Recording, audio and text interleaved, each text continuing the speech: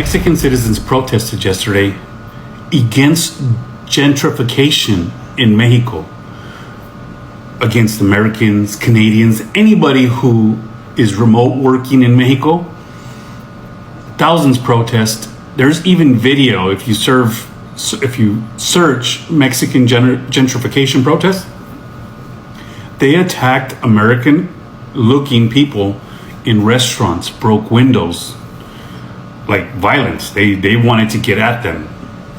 And it's because they're making Mexico expensive. And they're getting blamed for making Mexico expensive because they go around saying Mexico's cheap, come here. But by doing so, rents and everything else have gone up in Mexico, making it really hard for the citizens. I keep trying to explain that the economy there is on shaky ground. There is no work. The youth don't have work.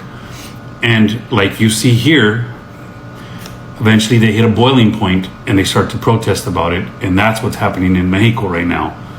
Super interesting to keep an eye on this. What is up, issue? My name is Condesa and welcome to my channel. So, there has been some protests or riots in Mexico City.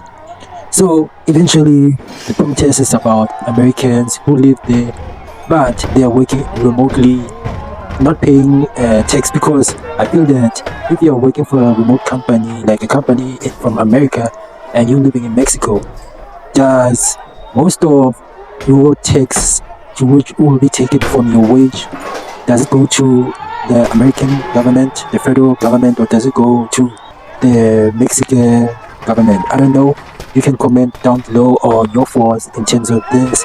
But yeah, they were talking about this thing of gentrification, and these people, these Americans who come to Mexico to run away from high cost in America, they are driving up the cost of living in Mexico for the locals, because eventually the locals end up not being able to afford stuff in Mexico. But yeah guys, despite that guys, let's check at least a couple of videos to find out how people feel about this. So let's check these videos out. Let's talk about the protests happening in Mexico City. Locals are telling foreigners to pay taxes, learn Spanish, and respect the culture. And now people are saying, but if Americans said that to immigrants, everyone would be upset. But let's talk about why that comparison doesn't hold up. It is not the same thing at all. When immigrants like me come to the United States, we don't come to the United States just to buy off property and live off passive income. We come to work. We do the jobs nobody wants. We pay taxes whether we have papers or not. We build things. We respect the country. We contribute. Now compare that to what's happening in Mexico. The tourists or digital nomads, people that work remotely to escape high rents in the States, they are not there to integrate into the community. They live in Mexico, but they still work for US companies getting paid US dollars. They're not paying Mexican taxes. They're not part of the Mexican labor force. Overall, they're just not helping the Mexican economy. If anything, they are draining it. And the worst part is they tell us when we come over here to the United States to learn the language. They go over there, they don't learn the language. They treat the place like a friend. And what ends up happening? They buy up all this property, increasing the value of property for people that have been there, living there, making it unaffordable for the locals in the country. And that's why people are protesting. They don't hate foreigners. They hate the fact of what foreigners are doing, gentrifying the whole place.